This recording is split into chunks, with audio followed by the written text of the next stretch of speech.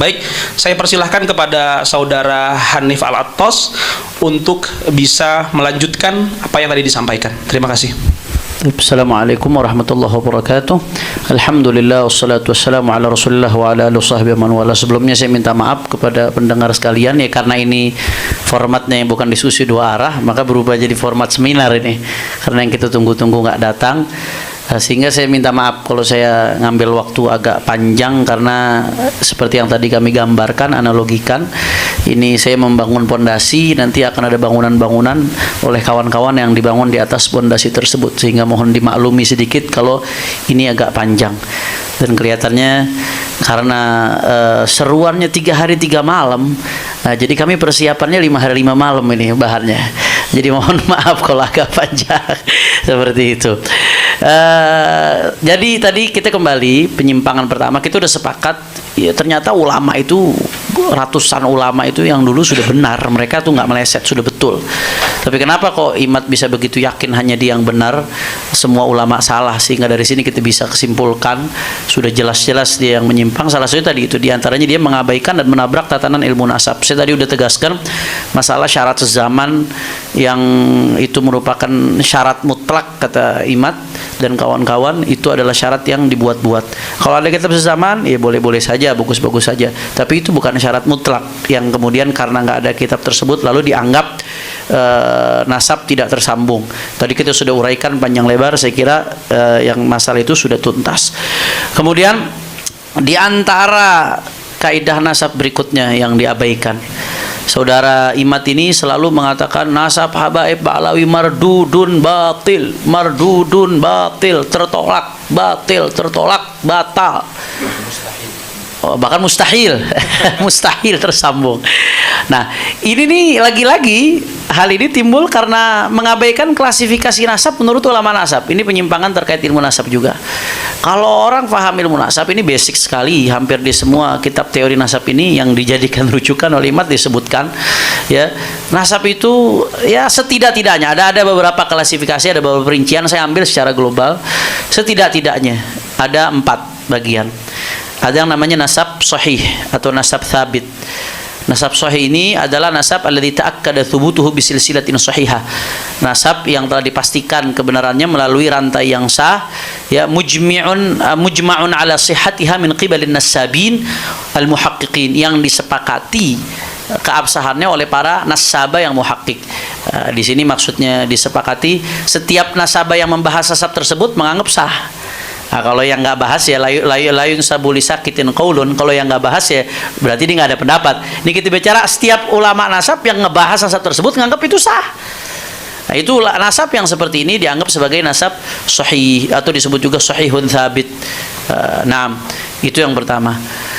Dan para ulama dengan kesaksian mereka mengatakan nasab ba'lawi termasuk kategori ini, karena semua nasabah yang bahas nasab ba'lawi menganggap ini nasab sah. Nggak ada satupun nasabah yang bahas nasab ba'lawi kemudian menganggap nasabnya tidak sah, sehingga dia masuk kategori yang pertama. Kemudian yang kedua ada nasab masyhur. Saya kasih ringkasnya, singkatnya. Nasab masyhur ini adalah nasab yang terkenal, syuhra wal istifadhah di kalangan banyak orang, ya, apalagi di kalangan kabilah itu sendiri. Hanya saja sekelompok orang yang sudah masyhur ini nggak tahu cara ketersambungannya bagaimana. Misalkan contoh, ada sekelompok orang yang memang sudah dikenal secara turun-temurun sebagai Al-Husaini misalkan, tapi ini nggak ada yang ingkar mereka ini keluarga Al-Husaini, tapi amudun nasabnya, silsilah nasabnya itu sulit untuk ditemukan data ketersambungannya di tengah kepopulerannya. Atau contoh, ada satu keluarga terkenal turun-temurun sebagai Ali Drus, tapi nggak ada amudun nasab yang bisa diverifikasi yang dipastikan itu Ali Drus. Untuk Ali Drusnya itu ke Sayyidina Abdullah Ali Drus nyambungnya dari mana? Fulan bin Fulan bin Fulan bin Fulan. Nah itu nggak lengkap. Andai kata ada nasab seperti itu, tapi dia syuhra istifadhah dan diakui, itu sudah cukup untuk mengakui dia sebagai al-idrus. Nggak boleh kita langsung semerta-merta menafikan, kecuali kalau ada mu'arid yang ingkar, ada yang ta'an, ada yang menafikan, ada nasab yang menafikan. Itu lain cerita tuh. Itu disebut nasab masyhur. Jangankan nggak disebutin sumbernya, jangankan salah satu nggak disebutkan, ini nggak ketemu jalurnya, tapi karena syuhra istifadhah masih diakui tetap. Nah, begitu juga yang ketiga, tingkatan yang ketiga ini nasab yang makbul. Nasab makbul yang seperti apa? Makbul itu alladzi athbatahu qaumun min nafsil qabilah alladzina hum ashabus syan wa nafahu qaumun min nafsi tilkal qabilah fal itsbat wan nafi fihi mutasawiyan. Mohon maaf saya interupsi Habibna. Kalau kemudian ibarah-ibarah Arabnya tidak perlu disebutkan, biar langsung penjelasan saja. Kan data materialnya sudah ditampilkan di. Baik. Terima kasih. Nasab yang makbul ini nasab yang diitsbat oleh sekelompok orang dari suku tersebut yang mengerti tentunya. Kalau yang nggak mengerti nggak dianggap. Kemudian dinafikan oleh sekelompok lain. Jadi ada tarik, ada yang mengitsbat, ada yang menafi. Itu masih disebut makbul, masih bisa diterima. Ada ikhtilaf antar nasabah, itu nggak langsung semerta-merta mardud. Ini kalau kita mau pakai logika imat, terlepas dari logika tersebut salah. Andai lau salamna syajarah mubarakah itu yang dianggap mu'arid itu nafi. Satu, itu nafinya bukan dari nafsul qabilah. Yang kedua, andai pun mau dianggap mu'arid, andai dia mau anggap seandai, itu iftirat, jangan dipotong. Ini iftirat. Andai kata ada satu nasab mukhtalafun fi, itu masih disebut makbul. Nggak boleh langsung semerta-merta disebut mardud. Apalagi kalau nggak ada yang ingkar seperti nasab Ba'alawi. Makanya disebut sahih oleh para ulama. Nah, jadi yang mardud itu seperti apa? Nah, di sini disebutkan mardud itu kalau ada orang ya ngaku ke satu kabilah dibuat-buat, kemudian kabilah tersebut menafikan. Ada orang ngaku kepada sebagai Al-Attas misalkan. Nah, Habib Ahmad bin Muhammad Al-Attas yang ngerti nasab Al-Attas bilang, ente nggak mungkin Al-Attas nih. Secara hitung-hitungan nggak mungkin. Secara begini-begini. Al-Attasnya sendiri nolak. Abah ente itu bukan Al-Attas. Kok bisa ente jadi Al-Attas? Itu namanya mardud. Ada orang ngaku misalkan keturunan Sultan Hasanuddin. Nah, aku teriak Sultan Hasanuddin. Keturunan Sultan Hasanuddin sendiri nggak ngakui, nolak. Itu baru nasab mardud, Gus Wafi. Mardud itu yang namanya mardud dalam definisi ilmu nasab. Nah, jadi kalau dia paham klasifikasi ini, wah nggak langsung ujuk-ujuk main mardudun, batilun, qot'iyun, bla bla bla bla. Padahal ini dasar sekali dalam ilmu nasab. Ini salah satu hal fatal yang diabaikan oleh umat. Jadi terlepas dari nasab Ba'alawi itu sahih diakui oleh para ulama, masuk tingkatan yang sahih, tapi andai kata pun dia ngikuti klasifikasi ini, kalau dia mau ngotot terhadap pendapatnya bahwasanya syajarah mubarakah itu mengandung nafi, itu tetap nggak sampai pada kategori mardud, nggak sampai pada kategori batil. Tapi pada faktanya para ulama mengatakan nasab Ba'alawi sahih, karena semua nasabah yang nyinggung Ba'alawi semuanya menyatakan sahih. Nah, itu yang penting. Andai kata dia faham saja ini, udah selesai, nggak akan sepanjang ini urusannya, apalagi sampai hakul yakin. Nah, kemudian berikutnya, beliau ini kalau kita lihat di buku pertama keduanya itu, khususnya buku pertama itu hanya fokus ke kitab-kitab nasab. Padahal penelitian nasab itu nggak hanya di kitab-kitab nasab. Kitab-kitab sejarah juga penting sebagai bagian dari penelitian nasab. Ya, itsbat pakai kitab nasab. Tapi penelitian sejarah itu menjadi salah satu instrumen penting di dalam melacak nama-nama yang ada dalam sebuah nasab, di dalam melacak syuhran, istifadhah dan lain sebagainya. Sayangnya di buku penelitian yang pertama yang membuat geger di awal itu, saya lihat bahkan nggak menyinggung referensi sejarah sama sekali di situ. Ini seolah-olah meremehkan urgensi kitab-kitab di luar nasab. Padahal ya Al-Imam Al-Kamlani dalam kitabnya Al-Budur Al-Madiyah fi Tarajim Al-Hanafiyah itu mengatakan laulat tarikh lajuhilatil ansab wa nusiyatil ahsab. Kalau bukan karena sejarah orang nggak tahu nasab. Nasab itu bahkan bagian daripada ilmu sejarah. Mengabaikan kitab-kitab sejarah dalam penelitian nasab itu sesuatu yang sangat-sangat fatal, apalagi langsung mengambil kesimpulan dini dan langsung digembar-gemborkan. Begitu juga ya di Al-Janadi sendiri yang sering dikutip oleh saudara Imad, di sini disebutkan laulahu lajuhilatil ansab wa darasatil ahsab wa lam tufarraq bainal jahalah wa dzawil albab. Ya, kalau nggak ada ilmu tarikh, orang nggak tahu nasab dan ahsab itu akan hilang begitu saja semuanya, nggak bisa dibedakan mana yang ahli ilmu, mana yang punya akal. Jadi mengabaikan urgensi kitab-kitab di luar nasab, baik kitab sejarah kah atau kitab-kitab lain yang mengandung informasi sehingga mengambil kesimpulan dini, ini saya kira sangat-sangat fatal. Bahkan Ibrahim bin Mansur sendiri mengatakan kalau sudah keterangan di kitab nasab, ya wa kadza yazdadun nasab quwwatan ala quwa idza ittafaqat hadhihi syura wal istifadha ma aqwal ulama nasab wa tarikh thiqat fi hadzal nasab. Keterangan kitab nasab kalau udah ketemu sama syuhra istifadha, cocok sama pendapat ulama, cocok sama keterangan di tarikh, wah itu kuah fogol kuah. Udah validasinya tuh makin luar biasa, double validasinya. Kekuatan di atas valid, di atasnya valid itu. Dan faktanya nasab Ba'alawi seperti ini. Selain diakui di kitab nasab, diakui syuhra istifadha. Yang ngaku syuhra istifadha bukan saya loh, ulama yang ngakuin itu syuhra istifadha. Dalam perspektifnya ulama. Dan ini sesuai juga dengan kitab-kitab sejarah. Dan itu konsisten luar biasa. Jadi ini harusnya kuwatan ba'da kuwatin. Itu salah satu hal yang berkaitan dengan ilmu nasab yang diabaikan, yang ditabrak. Ini juga nggak kalah penting nih, hal yang berkaitan dengan kaidah ilmu nasab yang diabaikan.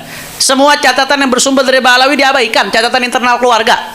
Pokoknya harus eksternal, pokoknya. Kalau sudah internal, nggak bisa diterima. Mungkin dianggap konflik kepentingan, mungkin seperti itu. Padahal di dalam ilmu nasab catatan internal itu penting. Ya Allah, coba apalagi nama-nama yang bukan tokoh, sulit sekali ditemukan di catatan eksternal. Anggap nih, kalau hanya catatan eksternal yang diterima dalam memverifikasi nasab, hampir semua nasab di dunia ini akan runtuh. Karena nggak semua nasab itu di setiap tobako tingkatan itu ada tokoh. Biasanya yang dicatat di eksternal itu rata-rata tokoh. Itu pun nggak semua tokoh dicatat, karena tokoh ada tokoh lokal, ada tokoh yang internasional. Apalagi di zaman itu keterbatasan informasi, menolak catatan internal ini fatal sekali. Dan saya rasa yang bergelut di penelitian bidang nasab, siapapun, pencatatan nasab dan lain sebagainya, ini paham betapa fatalnya menolak catatan internal dari keluarga yang diteliti. Itu fatal sekali. Ini di kitab teorinya nih, di dalam Al-Kafi Al-Muntakhab, ya, atau Kafi Al-Muntakhib, ma yufidu afdaliyat al-ilm binasab al-ilm binasab. Kullama kana al-muthbit aw an-nafi min al-alimin bi ahwal an-nasab al-mudda'a ilaih atau al-mudda'a ilaih ka'an yakuna min ahli nasab kanat lahu afdaliyah. Catatan kalau dari ahlun nasab, pemilik nasab itu sendiri, itu lebih afdol. Karena ahlu Makkah adra bi sya'abiha, orang Makkah lebih tahu ganggang yang ada di Makkah.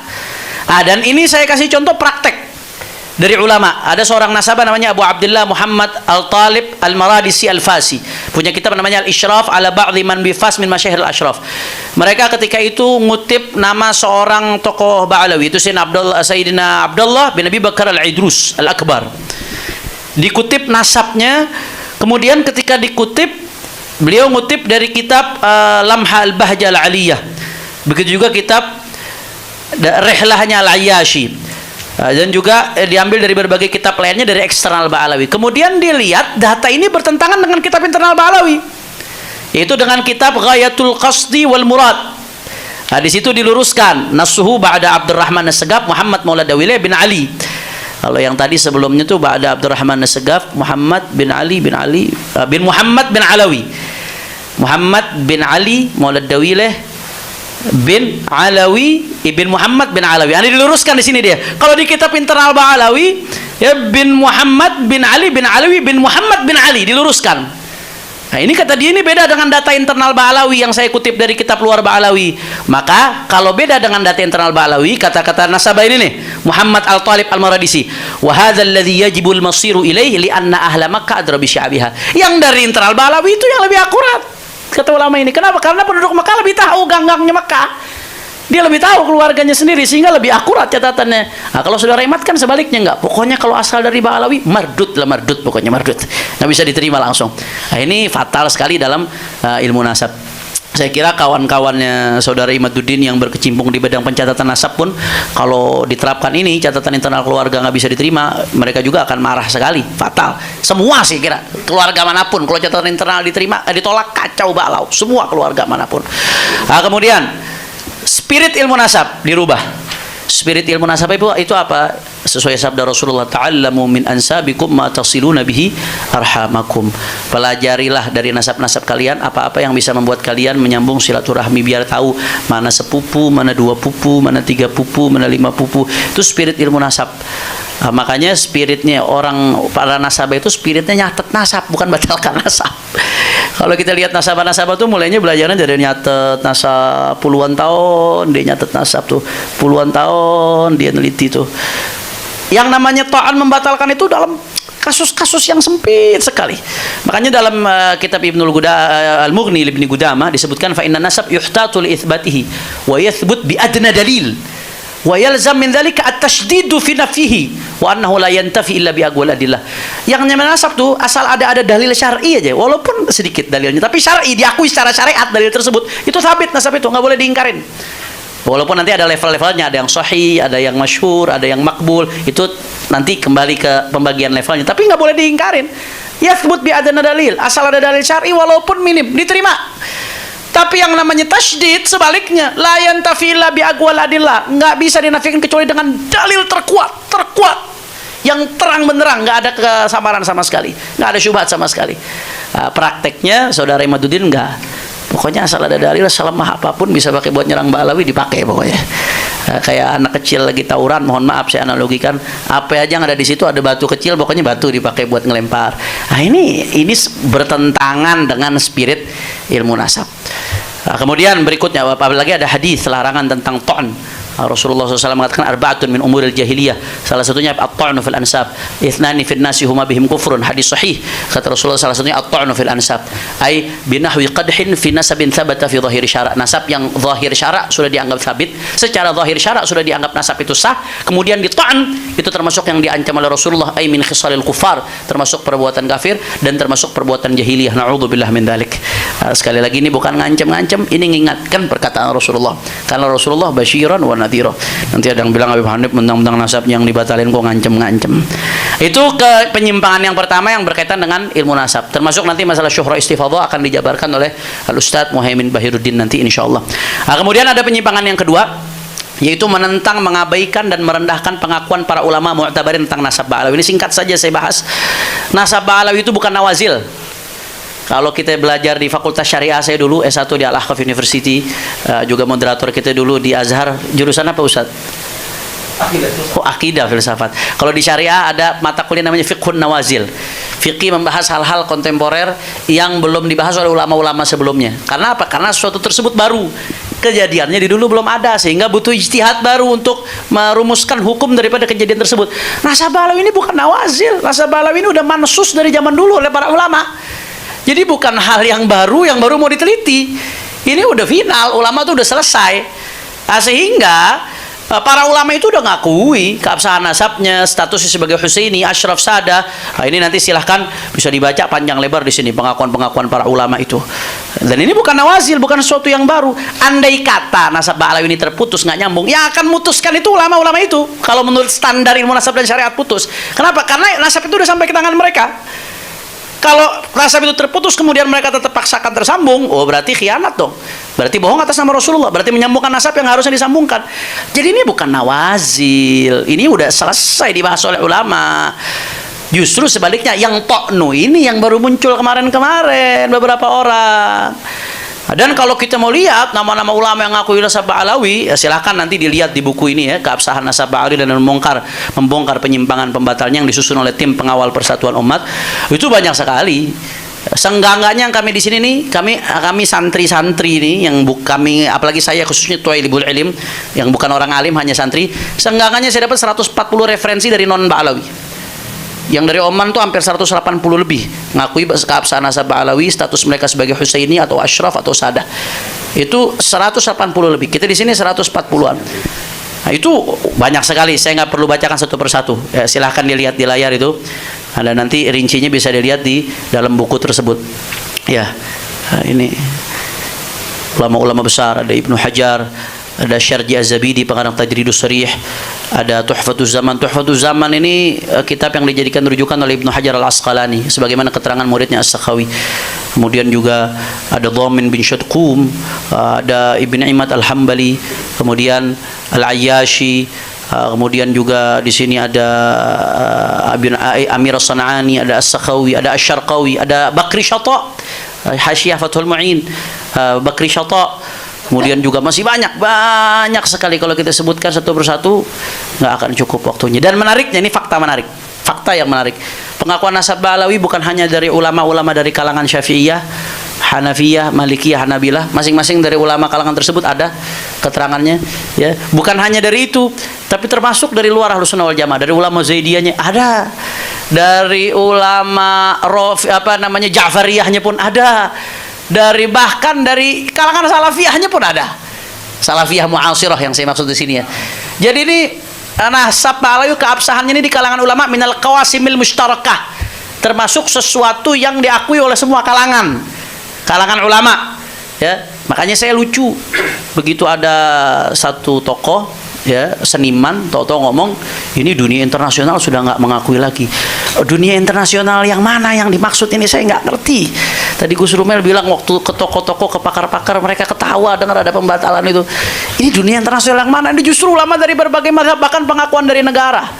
pengakuan dari negara Yaman Utara saat itu, Daulah Al-Mutawakkiliyah Al-Yamaniyah, ada tertulis Qoror. Daulah Kuwaitiyah, Daulah Katiriyah, ada, semua data-datanya kami muat di sini. Kemudian dari Naqabat Al-Ashraf juga ada, itu yang belakangan-belakangan. Jadi saya kadang bingung, pusing saya. Minum obat berkali-kali nggak hilang-hilang itu pusing. Itu dunia internasional yang mana yang nggak ngakui? Apakah sesempit itu dunia internasional yang dimaksud? Wallahu a'lam. Jadi loh, Selatannya condet. kata Gus Sofi, selatannya condet mungkin itu maksudnya. Nah, ya, jadi ini pengakuan ulama sudah begitu banyak. Ya. Coba kita lihat ini versus ulama yang mengakui versus yang menolak. Yang mengakui nih, ya, seenggak-enggaknya la ala sabilil hasar, sebagian kami sebut ini di sini aja udah 140. Ini yang mengakui nih. Ini yang tertulis, belum yang nggak tertulis. Yang nggak tertulis nggak kehitung. Yang nggak tertulis ya nggak kehitung. Saking banyaknya pengakuan itu. Saya kira murid-murid para kiai, murid para ulama tahulah. Yang non Ba'alawi. Nah, ini yang ngakui nih. Kemudian yang nggak ngakui, yang nggak ngakui, selamat datang di dunia kebenaran.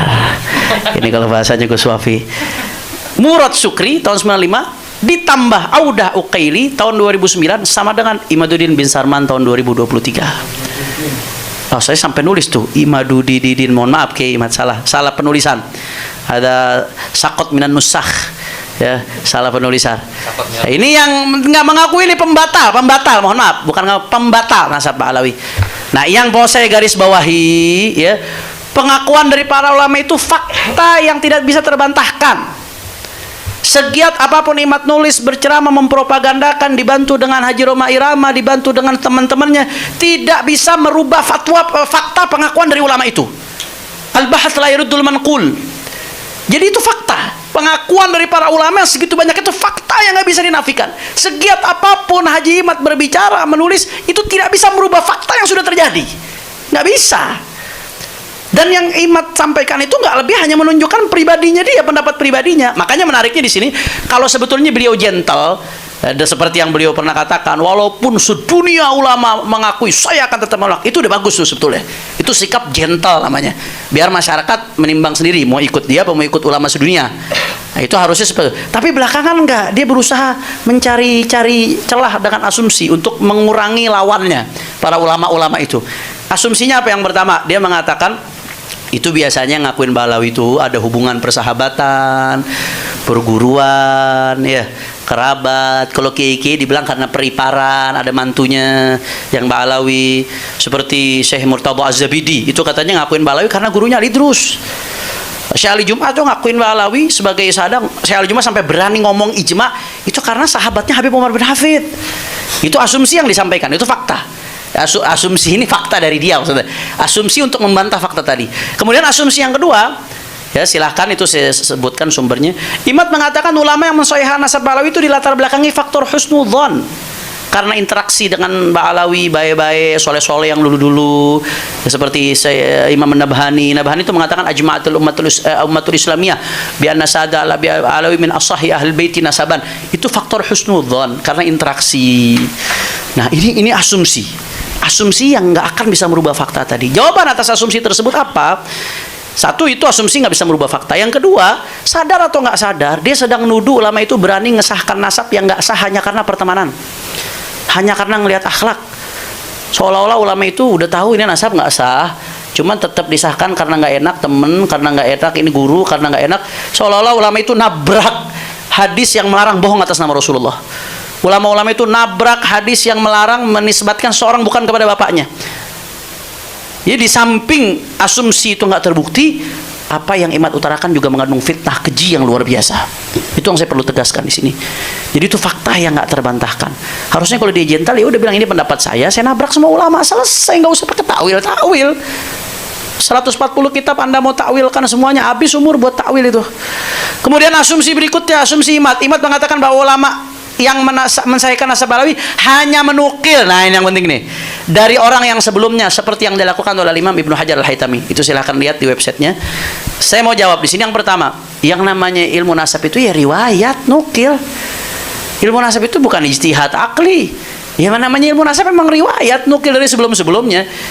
Hanya saja ulama yang menukil itu ketika melihat ini sesuai dengan standar syariat dan munasab, dia yang punya ilmu akan menimbang nukilan tersebut. Bukan seperti orang yang menukil katanya Syekh Syarafuddin itu mufti Yaman membatalkan nasab Ba'alawi, ternyata terbukti kena prank dari link Facebook palsu. Ulama-ulama ini kan bisa menimbang nukilan yang benar apa enggak. Dan ada kaidah dalam ilmu penulisan. Wa min qawaidihim idza naqalu 'anil ghair wa lam yata'aqqabu fa huwa taqrirun wa 'alamatun 'ala i'timad. Termasuk kaidahnya ulama-ulama itu secara umum. Ini kaidah penulisan secara umum saya kira. Ini kalau S1 lulus saya kira tahu kaidah ini harusnya. Wa min qawaidihim idza naqalu 'anil ghair wa lam yata'aqqabu fa huwa taqrirun wa 'alamatun 'ala i'timad. Ulama itu kalau nukil dari orang lain terus nukilannya nggak dikomentari apalagi dikritik, itu nukilan yang dikutip tanpa dikomentari atau dikritik berarti menunjukkan disetuju, selesai. Apalagi komentarnya positif menguatkan, lebih dahsyat lagi. Jadi udah menimbang dengan standar keilmuannya, itu udah sah, udah masuk, udah selesai. Itu ya. Nah, kemudian terkait Imam Ibnu Hajar, ini saya ambil dari websitenya Saudara Imat. Saya kesian kadang-kadang memang kebencian terhadap sesuatu tuh ya mohon maaf sekali lagi, ini nasihat dari hati saya, kadang-kadang membuat buta. Ketika bicara soal Ibnu Hajar, dia nulis satu tulisan tentang Ibnu Hajar itu tidak mengisbat nasab Ba'alawi. Dia ngutip omongan Ibnu Hajar, dia katakan Ibnu Hajar hanya menukil dari Al-Idrus, omongannya Abdullah Al-Idrus Al-Akbar. Ya memang betul menukil dari Sayyidina Abdullah Al-Idrus Al-Akbar, tapi jangan lupa beliau sendiri nih yang ngutip, tapi dia saya zoom sedikit ya. Nah ini dia sendiri yang ngutip. Ini kan omongan Ibn Hajar tuh. Li'anna masyayikhaha wal nakhtim bi tariqatin jalilatin aliyatil miqdar li'anna masyayikhaha min awalihim ila muntahum min alil bait. Baru setelah itu kullun an abi baru qala al-qutbu Abu Bakar al-Idrus. Sebelum ngutip omongan Ibnu Hajar, sebelum ngutip omongan Sayyidina Abu Bakar al-Idrus, di situ ada keterangan dari beliau, pernyataan min alil bait, ini alul bait.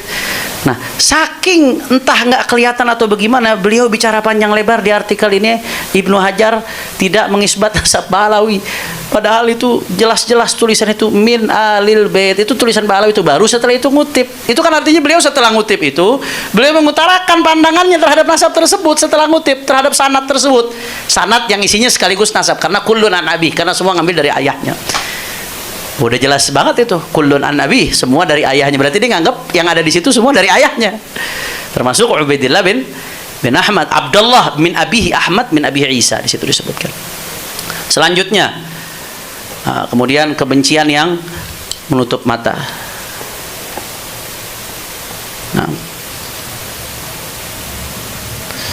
Nah, ini dia tadi, li'anna masyayikha min awalihim, ini sampai ketutupan, sampai enggak kelihatan. La ilaha illallah.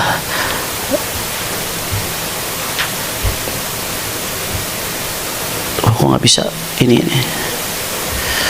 Baik. Nah, selanjutnya tadi saya katakan jika Imat gentle, pendapat dia nggak bisa merubah fakta pengakuan para ulama tadi. Kalau dia gentle, biarin umat milih mau ngikut saudara Imat apa mau ikut ulama-ulama tadi, ya silahkan.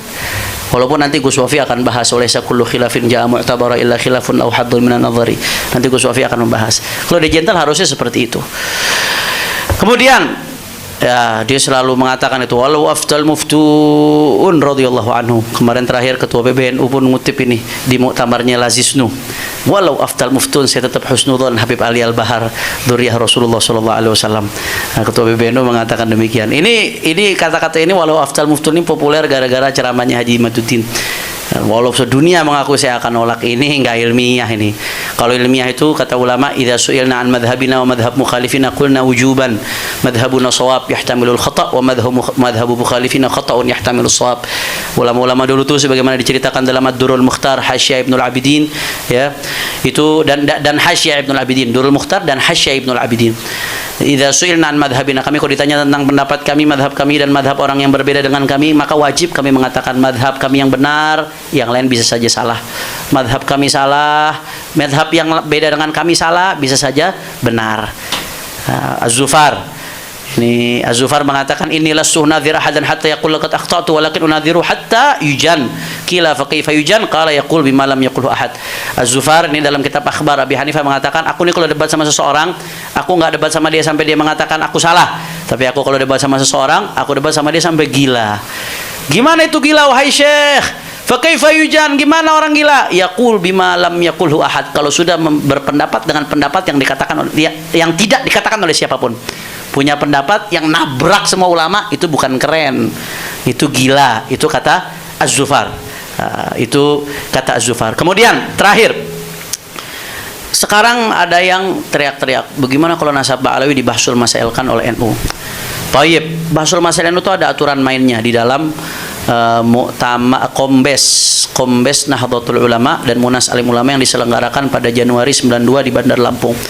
Itu memutuskan bagaimana prosedur memberikan jawaban terhadap permasalahan atau kasus yang itu disusun. Ada beberapa langkah, step.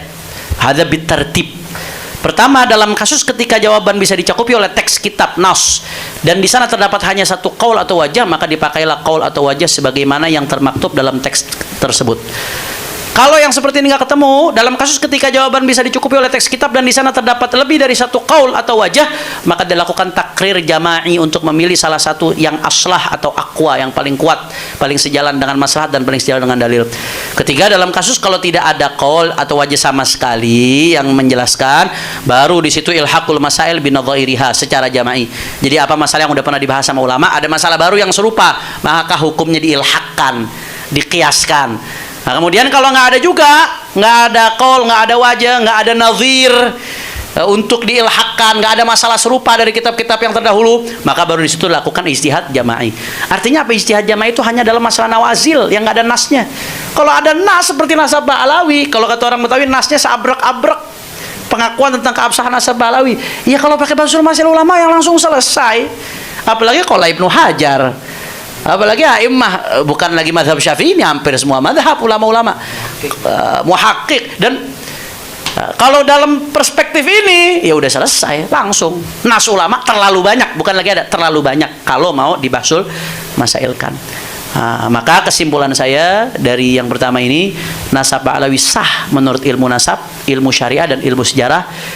Nanti akan dipaparkan sisanya yang lain, penyimpangan-penyimpangan saudara Imad. Juga sah menurut para ulama dari berbagai madhab, masa dan tempat. Nasab Ba'alawi hanya tidak sah menurut standar pribadi saudara Imad bin Sarman. Itu saja yang saya sampaikan. Saya kembalikan kepada moderator tafadhol. Dan saya minta maaf sekali lagi atas agak panjang karena membangun pondasi, karena ini seminar bukan diskusi, nggak hadir lawannya jadi agak panjang. Assalamualaikum warahmatullahi wabarakatuh. Assalamualaikum warahmatullahi wabarakatuh. Terima kasih.